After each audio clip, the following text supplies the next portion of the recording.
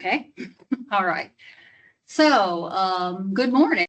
I'm Tina Ashford, and our presentation today is all about how to fight misinformation, or keep having these things pop up. Demons. How many of you are familiar with K-pop demon hunters? If you have girls, if you have young children, if you hosted trick-or-treat treaters this year, you probably saw lots of little K-pop demon hunter costumes. It's been very hard to basically get around it. I mean, it's hard to avoid it. So when I was coming up with this presentation, I kind of thought that, well, there are a lot of parallels between fighting misinformation and going and trying to keep ourselves safe and being able to spot misinformation on the internet. So just like in K-pop Demon Hunters, if you are familiar with it, I promise not to dive too deep into it so you won't be lost in case you are not familiar. But the heroes there use their voices to push back dark forces. Today we'll learn how to use our critical thinking, our curiosity, and yes, sometimes our vocal courage to fight the demons of fake news, of misleading visuals, and emotional manipulation.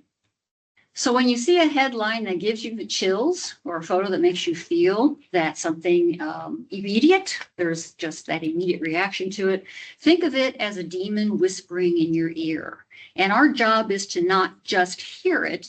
Our job is to, why is this here and what's actually behind it? That did not change the slide, did it? It did. It did? Okay. So that monitor is kaput. All right. So the demon of deception, every click can cast a spell, and it's worth remembering that every click counts. In the movie, spells are woven by music. In our reality, clicks, shares, retweets are all spells that we cast to give information its reach, or in some cases, misinformation its reach. So when you share an item that triggers outrage without verifying it, you're participating in casting that spell. The algorithm rewards it. Misinformation feeds off of our emotional response. Our job when we see something questionable is to quickly check ourselves. Okay, what emotion did this hit? And what is it trying to get me to believe? We need to keep that self-checking going, because every time we click or share, we're either adding fuel to the fire or we're helping to put it out. So let's start off easy here. We've got an image, hopefully that you can see it remotely. We can see it here in person, of a concern that is current in the real estate market, something that will probably touch all of us at some point in our lives.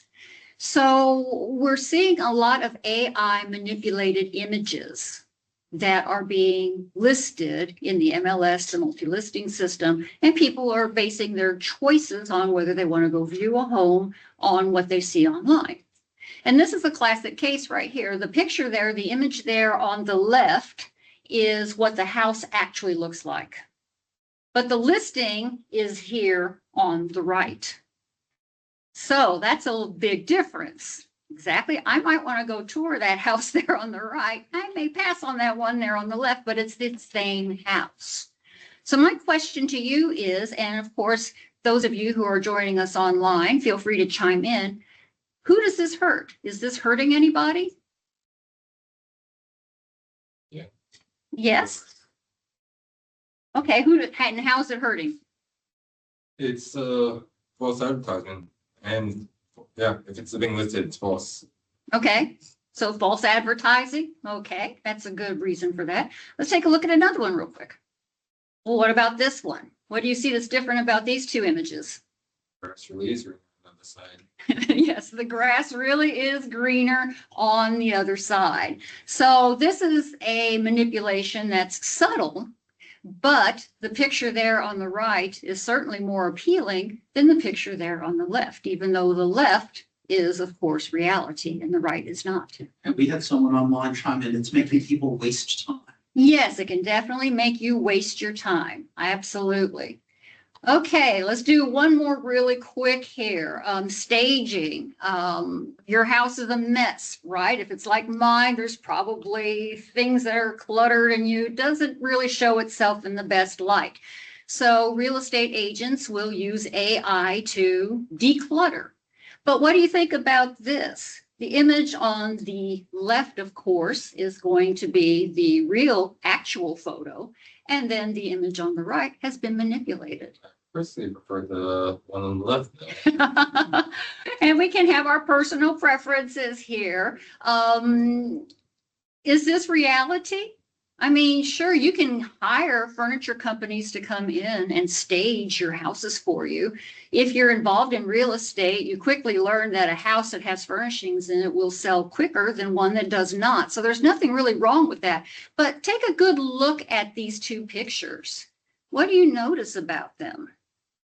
Not the same room. I mean, the dimensions themselves have changed, yeah. Yeah, it's not the same room, is it? I mean, look at the wallpaper border there on the left. Look at the wainscoting that is around it. Look at the proportions of the arch and the window in the background.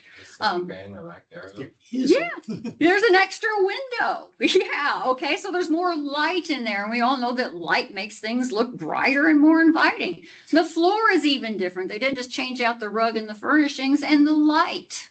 The ceiling fan up there kind of dates it, but they put a nice modern hanging pendant light there. So the practice of heavy editing, virtual staging, or just plain misrepresentation is everywhere. And it forces us to ask an ethical question. When the online fantasy doesn't match the in-person reality, who actually suffers? It hurts more than just the disappointed buyer who wasted their Saturday. It wastes the seller's time with unqualified visitors. It damages the agent's reputation in the long run. And most critically, it erodes trust across the entire market. Okay, so this isn't just happening in real estate. When you see a photo, video, or a meme, do you ask yourself, is this what it seems? Or is it performing something? A manipulated photo isn't just bad image, it's a weapon. It shapes what you believe. So when you look at something, ask yourself, what was the intent behind this visual? Who is framing what and why? And because representation isn't neutral, it carries power. So if you are familiar with the K-pop hunters, I have a graphic here, an image of the Saja boys. Their music is fun and infectious, so what's the harm? Everyone seemed to like them. Of course, that's what they wanted people to see. Their editing went way too far, if you're familiar with the movie, because of course they don't look anywhere like that in reality. So in K-pop Demon Hunters, they have what's called the Han Moon, which is a barrier that protects the world from demons. That barrier is built on voice unity and credibility. That barrier weakens, then chaos gets let in. So when we share things that we find on the internet, we're not just dealing with fun or facts, we're dealing with a social contract. Our clicks, our posts, our retweets do matter, whether we're reinforcing the barrier or maybe we're chipping away at it. So false information can influence elections, policy debates, and public perceptions of institutions. Accurate information can support public health and safety and help people make informed decisions about vaccines, emergencies, and medical care. Digital literacy encourages people to ask questions instead of just blindly sharing information. And reliable information builds confidence in journalism, in science, in education, and in government. So controlling misinformation is vitally important. It helps prevent scams, violence, and dangerous behaviors that are fueled by false narratives.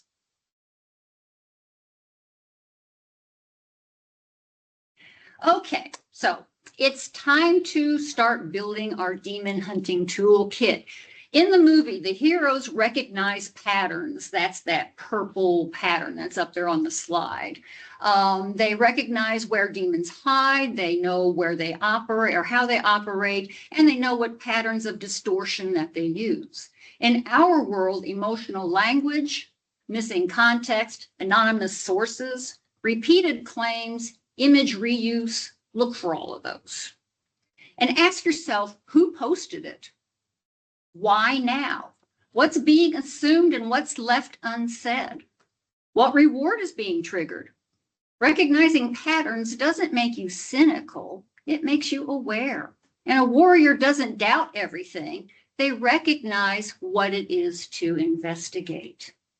And if you're familiar with the movie, I've got one of the little picture, the tonics here from Dr. Han. If you're familiar with it, you'll know that it was a tonic that would cure everything, including the protagonist's voice.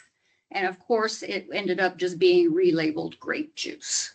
So very important, and a very good way of illustrating misinformation. Okay, so we've got some pretty heavy topics here today, and I want to start off with something that's kind of light. So let's take a look at some harmless hoaxes, some fun misinformation. Sometimes the threat is low, but the pattern is going to be the same. These examples are good because they build our awareness without fear overload. We learn to laugh, we learn to spot the tricks, we diffuse the demon's weapons before it evolves. So it's like training. You spar with the minor threats, so when the big ones come along, you can recognize them. So the fun stuff isn't trivial. Think of it as a training ground. So I have 4 examples up here. I will go ahead and play them. There is no audio, so for those of you online, don't think that something is glitching. I just want you to see the visuals, and we'll see if we can recognize some patterns in each of these. Okay, we have a little squirrel friend. For those of you who know me, know I love squirrels. And this little squirrel friend is a cute video trying to get the peanut from the elf on the shelf. You notice anything odd about that? Its hands are going through glass. Its paws are going through glass. Right, its hands, its paws are going through the glass. So obviously AI generated. Any harm in that? No, it's cute. Not really. It's cute, it's entertaining, right? Okay, so not a big deal on that one. Even breaking. Yeah, you know, squirrels were harmed in the making of this video, that sort of thing. Okay, let's take a look at this next one.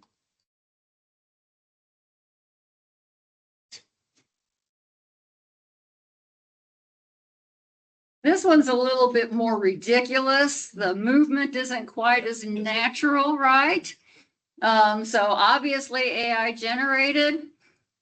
I hesitate to point it out, but if you look closely at the husky, its anatomy from the rear is not necessarily correct because it has 2 of something instead of just 1.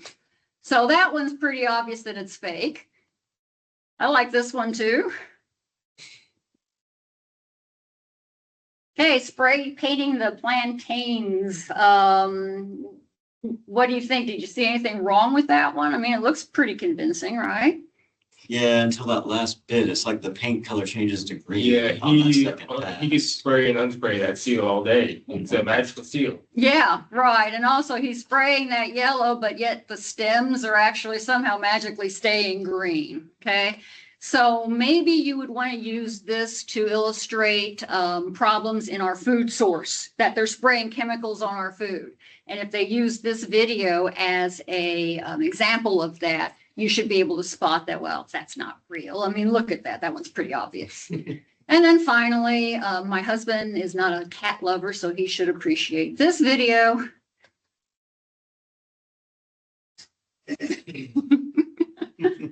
So again, not a whole lot of harm in that video. It's just kind of fun. And if we recognize it as entertainment, I don't think there's anything wrong with it. Okay. But again, you're starting to train yourself. We can train others to spot those little clues that might give us a hint that things aren't exactly as they seem.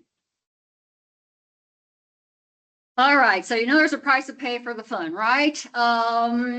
These are not 4 videos. These are just static images. I didn't want to show videos of these because I think we can just spur a little discussion with just the static image of them. But the first image there, way over there on the left, is of the Hollywood Hills sign that supposedly was burning in January 2025. It looks very legitimate. There was even video from this that was going around when the California wildfires were so out of control earlier in the year. But those photos are completely and totally fake. They're totally AI generated. Fact checkers were able to trace it back to some accounts on TikTok and X. So not real. Is there a problem with that? Bit of a problem, right? It might be conflating the actual issue. People may not take it seriously if they can't believe it. There's a lot of little issues we'll kind of get into with the That next. could be fear mongering, and that doesn't even say Hollywood.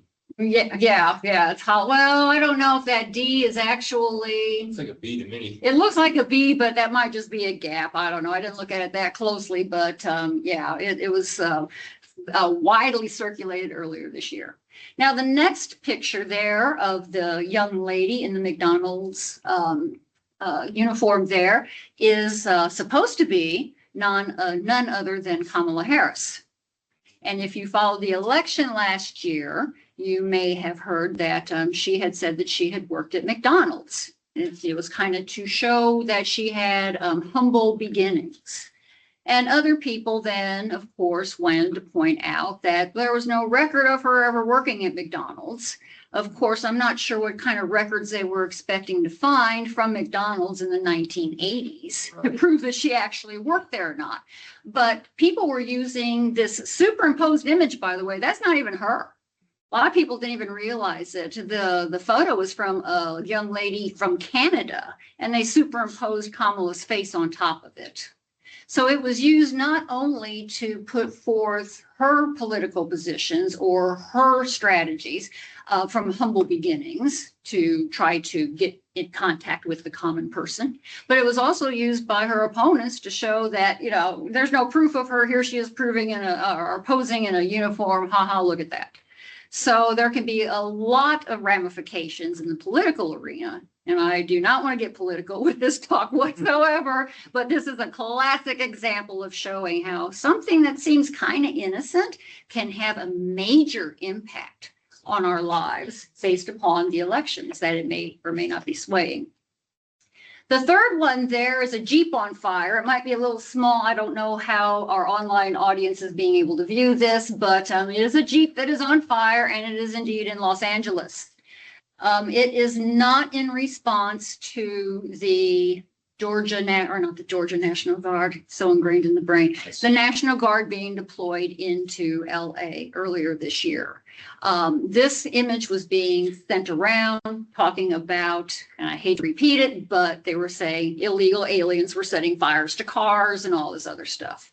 The image is real in this one, but the context is completely wrong. The context, this happened in 1924, in 2024, in a totally different incident. They had a street takeover event. I don't know if you're familiar with those, and it got a little out of hand and a Jeep got on fire. So, but people were using it to say that National Guard presence was justified in Los Angeles because this was the type of rioting that was going on. And then a little bit more of a positive spin on all of this. The final image here is of Steven Tyler of Aerosmith. And it was going around basically saying that he was donating and basically coordinating relief efforts for Jamaica, who just suffered a major blow from a hurricane. But there is no credible evidence of this happening. It sounds good. It's actually a feel-good story, right? We kind of like that. He's probably getting some good press out of it if he isn't involved with it. So there may not be a lot of harm, but it's also possible that somebody could be thinking, well, if Steven Tyler's taking care of it, then I don't need to donate. So it goes both ways. We can put forth good, positive messages. We can also, of course, put forth damaging messages. So what do these types of images all teach us? Well, why do we believe images like these so quickly? Why do we not want to fact check them or verify the source? Critical thinking isn't taught. Critical thinking maybe needs to be taught more. Okay, that's true. It used to be seeing was believing, Mm-hmm. but times change. Seeing used to be believing, but like you say, times do change. From a psychological standpoint, images hit us harder and faster than words, simply because we process visuals faster. Okay. So we see something that can trigger something inside of us, whether good, whether bad, and then it's going to want us to take action based on that. Social media makes this also worse. If we instinctively trust something, then it tends to repeat it and put forth a confirmation bias. So in other words, we want to believe it. It makes us feel good to believe it. So we see these images, we respond with emotion first, and then we're doing logic second. Might be the other way. And how does repetition, seeing something over and over and over again, how does that make false stories feel more real? Yeah. If everybody's saying it, it must be true. Exactly, right? Yeah. It also ties to Sartre's notion of the regard. What we see is what we attach to ourselves, what we hold more closely. 100%, yes. It creates an illusion of truth, doesn't it? When we see the same image or claim over and over again, our brains kind of mistake familiarity for accuracy. So if you see multiple accounts, even if they're bots, I mean, there's a lot of bots out on social networks, share the same content, it just feels like everybody's talking about it. So it must be true. So it reinforces our beliefs. Well, they do say a picture's worth 1,000 words. Yeah, very much so. And algorithms then amplify this by showing us what we're already wanting to see, right? So it says, hey, this is trending. So if it's a falsehood, if it's misinformation, the lie just gets louder and louder, and more people believe it, and it becomes more and more, or at least it appears to become more legitimate. So the big question is, how might AI tools change the challenge of verifying what's real over the next few years? AI is going to make visuals even more convincing. Ultra realistic faces and voices and videos that are going to be virtually impossible to detect at just the human level, just by watching something. Well, it comes down to human nature, I think, because someone could create AI tools to scrub the web, find these instances, and remove them. But it's a lot easier and more common for people to use these tools to manipulate others. Yeah, absolutely. You want to influence. I mean, that's the whole idea behind social media influencers, right? So AI is going to make it much more difficult for us to be able to recognize these things. Yes. Someone online pointed out just this past week, fake Sora videos on the news were presented as real. Oh, yeah. Just within the last few days. Oh, I have so many examples of this. I had to really curate it down for the presentation because it is just exploding right now. Sora being released into the wild, so to speak, has just proliferated, especially, and these at least are, let me use a harmless type of example. Have you seen the door cam videos of the wild animals attacking Halloween decorations? They're funny, right? A deer tearing up an inflatable pumpkin and all that sort of stuff. But they all have a certain kind of look and feel to them. They all have a certain kind of, you might notice that the porch is the same in a lot of them. So right now there are tells, but AI is going at such a pace that those tells are going to almost be impossible in the very near future. Now, of course, it's not all doom and gloom, right? We don't want to necessarily think that AI is this big bad out there. It also can help us fight misinformation as well. If you've ever had an incident with your credit card, for instance, to where maybe there was a fraudulent charge on it, chances are an AI detection was the first one to catch that and notified the credit card company that, hey, something isn't quite right. So the challenge ahead is a race between AIs that detect and AIs that deceive, because they're going to be doing both. And then we, as the public, have to learn to question what they're seeing and what they're doing. Okay, speaking of seeing and doing, maybe you have heard of well, I'm just going to let Tilly introduce herself. Let's just do that.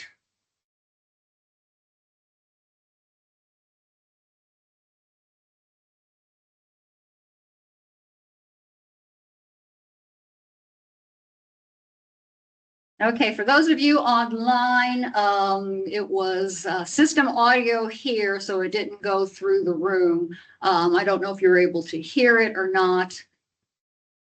Who knows, right? So anyway, this is Tilly Norwood. She is not a real person. She's completely AI generated.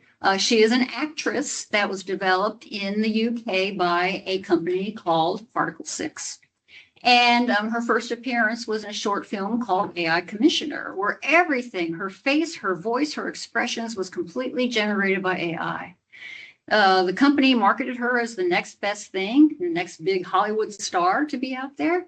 That's not sitting very well with the actors unions, and she is actively looking for, and I think she had gotten signed with a studio to go ahead and appear in some films.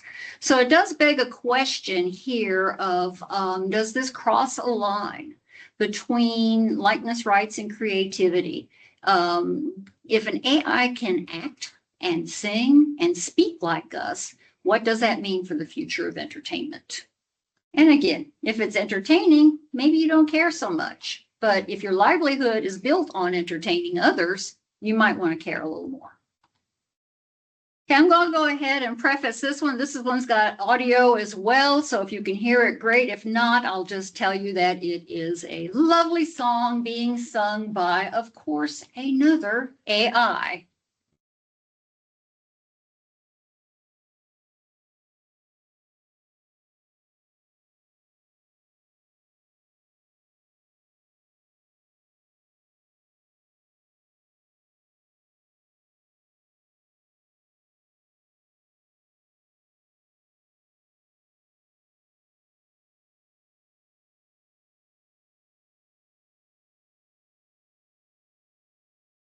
Okay, this is Vinaya Monet. The song that hopefully you were able to hear was the first AI song to chart on the adult R&B airplay. She's not real. The voice is not real. She was created by Nikki Jones, who is from Mississippi, I believe, and she is a poet by trade. And when you look at music, you know that music is basically poetry that is set to, music, for the lack of a better term. So here we've got somebody who, when's the last time you heard of a good modern poet that, really hit it big? I can't think of one, not that I'm heavily into poetry, but I can't think of one offhand. Even in old times, it was usually after they died that they got renowned. Right, they got renowned after they had passed away. So now I'm a struggling poet. I like to put my expressions into words. What's the best way to reach the masses? Put it to music. But I'm tone deaf. I don't know how to do anything with music. So now I can generate the music. I can generate what the genre I want it to be. I can do all of that now and get my message out there.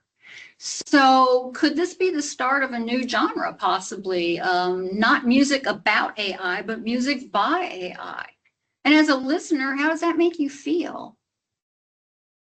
And what does that mean for independent musicians trying to stand out? Worried for the future of them.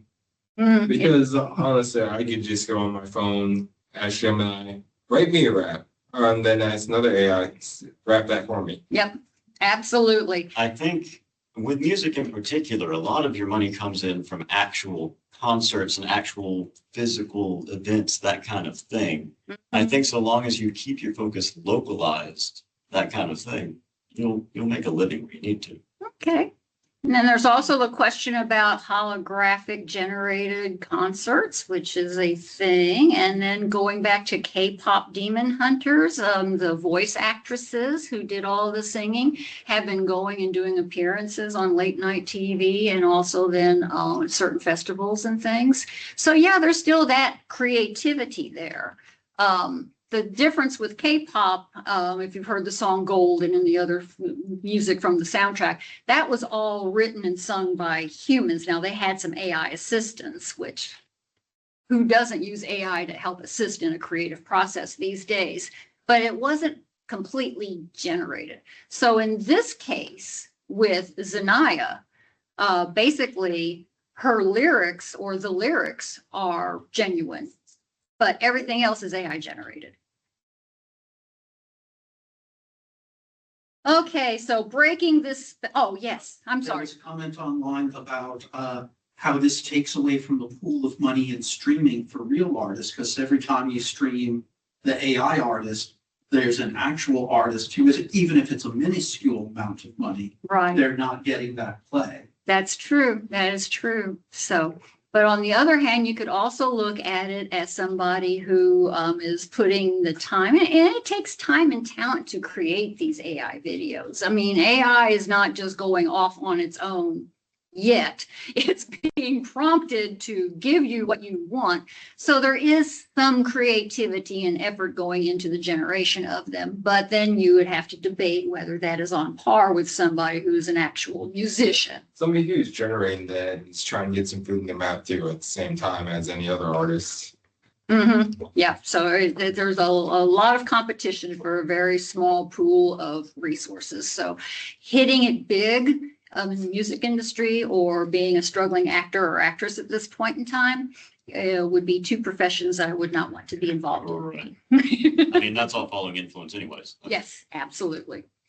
All right, so how do we break this spell? In our world, curiosity is your magic wand. Ask questions. You're not doubting everything, but you're just trying to look under the veil a little bit. Who made this? Why now? What reaction is this trying to trigger? Hear voices outside your usual feed. Engage from a standpoint of learning, not necessarily winning an argument. Curiosity dissolves the manipulation because it keeps you open to reality, not just the story that's being told to you. And remember that curiosity will dissolve propaganda faster than anger. So don't get mad, be curious. Actually, my motto is kind of stay curious. You lose that curiosity, you diminish basically your ability to think critically. So how do we escape the echo chamber? Well, in K-pop Demon Hunters, the ultimate test wasn't who the biggest, baddest monster was. It was the hero's own identity, their image of self and the public persona that was created. In our digital world, it's the echo chamber. Algorithms feed what you already believe. The enemy isn't just false information. It's your own comfort zone. So you want to challenge it. You want to read beyond the headlines. You want to follow long form videos and articles, not just quick clicks and sound bites. Engage with different voices. When something flatters you, pause and think about it. Why? Because truth doesn't flatter us all. It challenges us. So this is your fight, and it's up to you to stay awake in the arena. Okay, so training your inner demon hunter. If life were a movie, here's where we would have the big training montage, right? We've all seen that, where the hero is down and out, but now they're going to train hard. I hate to use Rocky as an example, but at least people are kind of familiar with the visuals of Rocky running and training for the big fight coming up. So here we are at the training montage part of this talk. In films, you don't just get a sword handed to you. You train, you stumble, you learn, you grow. In our world, digital literacy is going to be your training ground. Learn to use reverse image searches. Check for original or primary sources. Think and pause before sharing something. And remember, it's not necessarily being suspicious of everything. It's about being intentional about what you trust and what you choose to amplify. You're not helpless. You are not a passive reactor. You are the hunter. The more tools you carry, the fewer demons you're going to be letting in. So here are some of your weapons: browser extensions, fact-checking sites, bias ratings, image searches, long form reading. Oh my God, actually reading something. That's a very foreign thought these days, right? You might think, but I'm just one person. But one person with the right tools and trained to spot these things can disrupt the demon's flow. So equip yourself. Don't just passively scroll. Don't doom scroll through everything. Actively scan. Don't just absorb stuff that's given to you. Interrogate it. Interact with it. Ask questions about it. That's how you build and maintain the barrier. Or, if you're familiar with K-pop demon hunters, the Han. How do we know anything on those sites is true? Who's curating them? Like factcheck.org? I can go on there, I could look facts, but unless the curator wants truth involved, they don't have to care about what goes on there. And anybody puts them on there. Mm-hmm. I think the big thing is checking many sources. Multiple sources is probably the only way. Yes, yes. The more sources you have and the more trustworthy sources that you have, of course, the better off you're going to be in sussing out this information. Okay, so a bonus slide here. I think we may have skipped over a slide somewhere in the presentation earlier, but I had promised a bonus slide, and now here is the bonus slide, okay? How do you go about cleaning up the slop that is in your feed, is in your socials? And I know this is a pretty text-heavy slide, but this was something that we could go into in great detail, but I just wanted to kind of toss it out there for you to take a look at as you're thinking about some of the things that was presented today. So some of the things that you can do personally is, for instance, stop watching to the end of videos. Why do you think people are generating these things? Why are they putting out misinformation? Aside from, well, I'll just leave it at that. Why do you think the overriding reason is people are doing things on the internet to promote falsehoods? Money. Yes, absolutely. If there was no money in it, they'd be doing something else, right? Okay. How do they get money? By posting up a funny video of a cat getting shocked, or a fake video of a Jeep on fire. They're getting audience subscribers. Okay, subscribers to their accounts, and then that gets reinforced and fed to them, and they get a certain percentage of how many clicks they get, how many interactions they get, et cetera, et cetera. Or view time. Like YouTube and Twitch, they clock on view time of the people being watched. Right, absolutely view time. So if you want to kind of help minimize that, don't watch to the end of the video if it's not of interest to you, okay? Right. So that will affect it. Don't comment, this is dumb or anything like that. Remember that negative engagement is still engagement. So it's still going to count. All publicity is good publicity.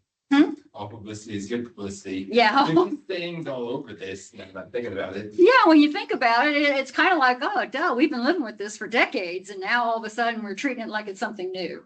Unfollow and mute aggressively. I will tell you a story about when I was doing this presentation. I had to go through and look at a lot of slop to figure out what to include. Okay. Well, guess what? The algorithms that are curating my feed now think that I'm really interested in a bunch of this slop. So I noticed that there was a lot of crazy stuff starting to show up that I hadn't been seeing before because I had kept a pretty good control over my feeds.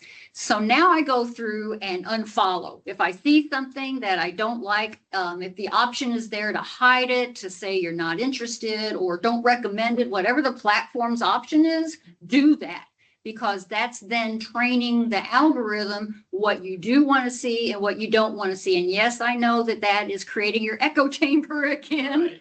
However, you can go outside your echo chamber without having to subscribe to all the junk that you're not really that interested in. Okay. It just takes a little effort to do that. Clear your watch and your search histories. Cookies are going to pull that information out from there and feed you more of what you've been interested in prior. Turn off autoplay. Oh, that was a big thing. Facebook automatically starts playing the videos. You can turn that off. Okay. That also affects then the reward that the content generators get. Switch to chronological or following feeds. That's not always available. Facebook, which I'm old. Yes, I use Facebook. For those of you out there on TikTok and Insta, I get you, but I still use Facebook. That's been a big complaint for Facebook for years, is that the algorithm controlled your feed. You couldn't just see a chronological feed of your friends and as they posted. There are some tricks that you can kind of get it to do. Just do a simple search on it. You'll find them. But you can minimize a little bit. You're not going to eliminate and get a true chronological type of friend feed, but you can kind of push the algorithm in that direction. Filter keywords that you don't want to see, hide posts, all this stuff. Easy stuff to do. And then I wanted to leave on this slide just to prompt your favorite GPT, whichever one you like to use. If you put that prompt in there that I've got in quotes about give me practical steps to stop rewarding clickbait and AI generated slop on social media, what actions and settings reduce engagement signals and retrain the algorithms. If you copy and paste that into your Chat GPT prompt, it will go and give you all the browser specific ways, all of the platform specific ways. You may have to say on Facebook using Edge browser, but it will go and tell you exactly how to minimize all of this. And yes, it's going to take some time and it's going to take some effort, but you're exercising your critical thinking skills and you're also, of course, making yourself a better digital citizen in the process. Okay, so we'll just go ahead and close here. A few words that I want to share with you is that this isn't a solo quest. In the film, community, chorus, group harmony, are what produce the Hanmoon or the barrier that keeps the demons at bay. In our world, we have media literacy, we have truth seeking, we have respectful dialogue. Not all of us practice it, but we should kind of hone those skills a little bit. All of it thrives in community. When we share what we find, when we talk about how we saw something that was misleading and stopped, when we help others recognize those patterns, we rebuild trust together. And that's the main thing. Choose light over illusion. Choose humanity over the manipulation. And remember that every share, every question, and every pause counts.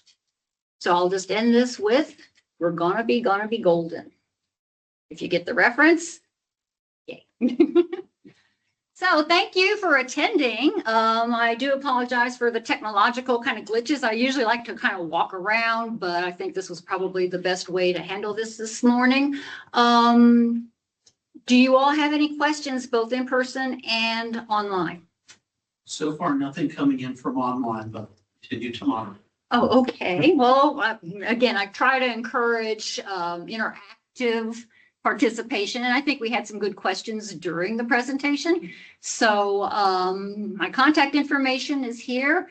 I didn't really do a good introduction of myself at the beginning. This is kind of a campus thing. I since I've been here for 26 years, most people kind of know who I am already, but I'm with the School of Computing. I'm also the curator for the Museum of Technology here on the Macon campus. And you can contact me at tina.ashford@nga.edu if you do think of any questions that you didn't today. So.